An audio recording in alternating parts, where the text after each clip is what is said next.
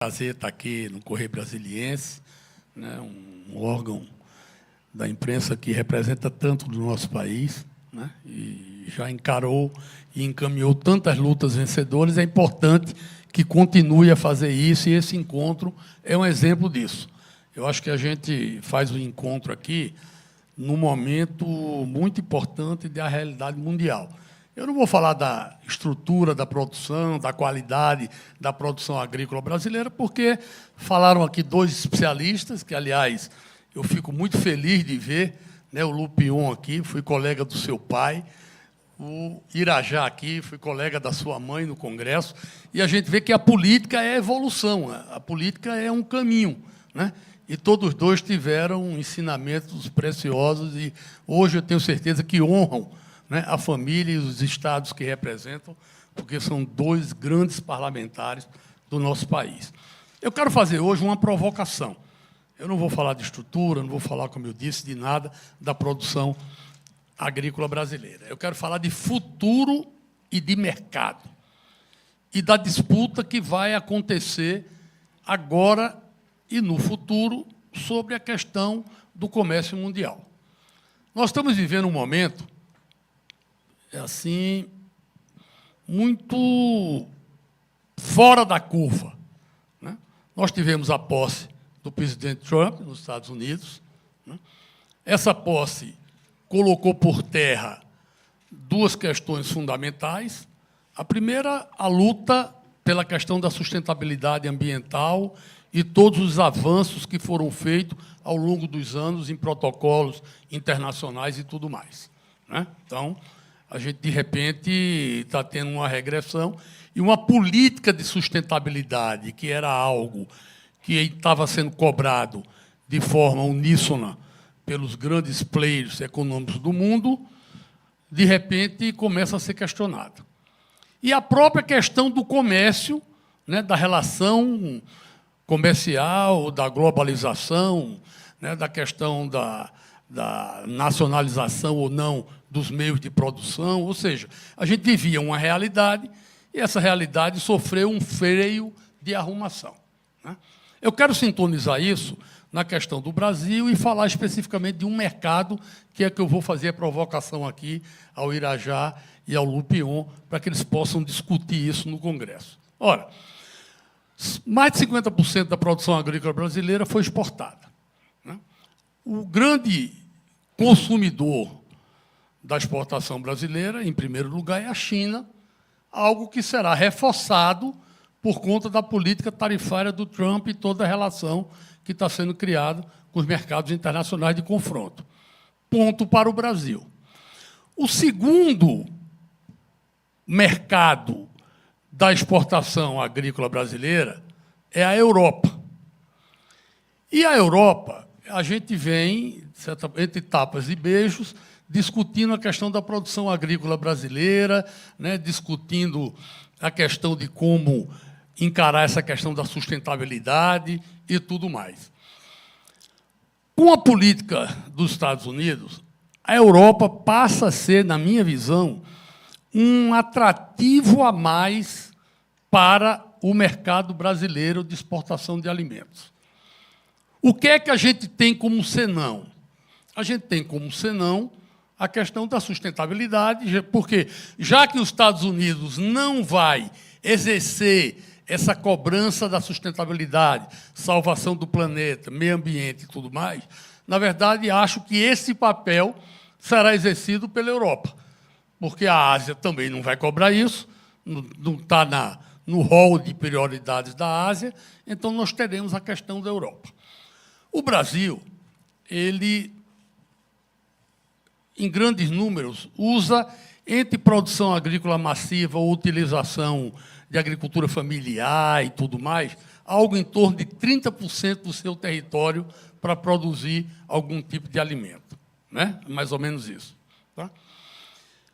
Nós temos exportado para a Europa 13% da produção brasileira. O Brasil tem 14% de terras indígenas demarcadas hoje. Ou seja, uma área bastante expressiva, para 1 milhão e poucos mil índios. Tá? A nova legislação do crédito de carbono prevê a compensação de carbono, inclusive em áreas públicas. Então, fica aqui a provocação. Por que, por exemplo, para a produção que vai ser compensada, vai ser comercializada com a Europa, a gente não compensa a emissão dessa produção em contrapartida com áreas indígenas demarcadas, que são áreas da União, são áreas públicas.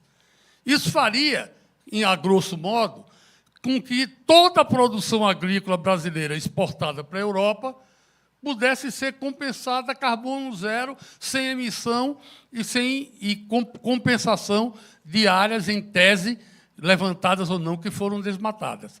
Isso seria um handicap, seria uma pegada, né, diferente, que nenhum país do mundo conseguiria fazer. Nenhum país do mundo, tirando o Brasil, tem a condição de player ambiental que o Brasil tem. Qual é o nosso foco? O nosso foco tem que ser esse. Nós estamos, infelizmente, numa linha ambiental antiga, ultrapassada. Sustentação ambiental hoje não é preservação. Sustentação ambiental hoje é equilíbrio econômico. Só haverá sustentabilidade havendo equilíbrio econômico. Só haverá sustentabilidade sendo um bom negócio salvar o planeta. É assim que as coisas vão acontecer.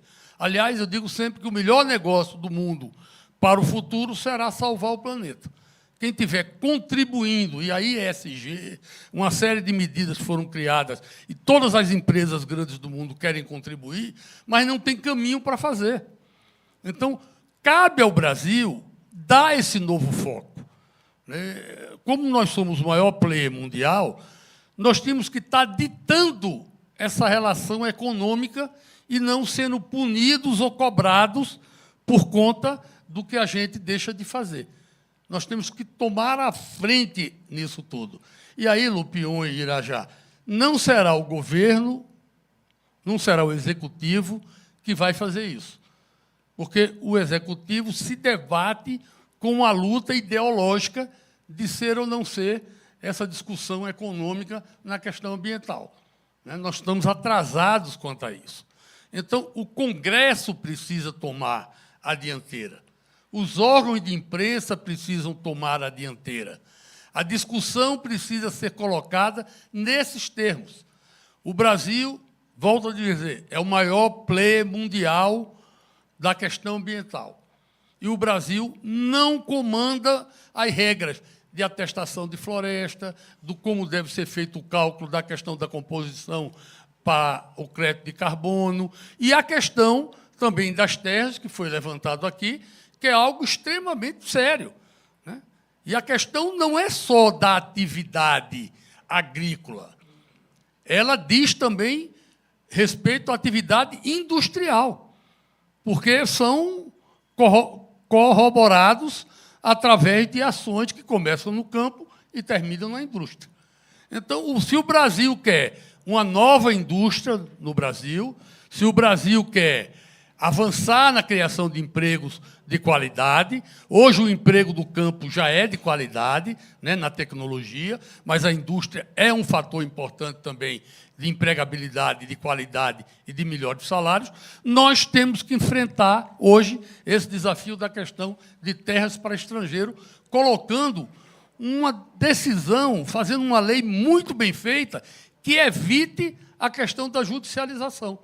Porque, em 45 segundos, eu quero dizer o seguinte: a economia vive de expectativa, a economia vive de credibilidade.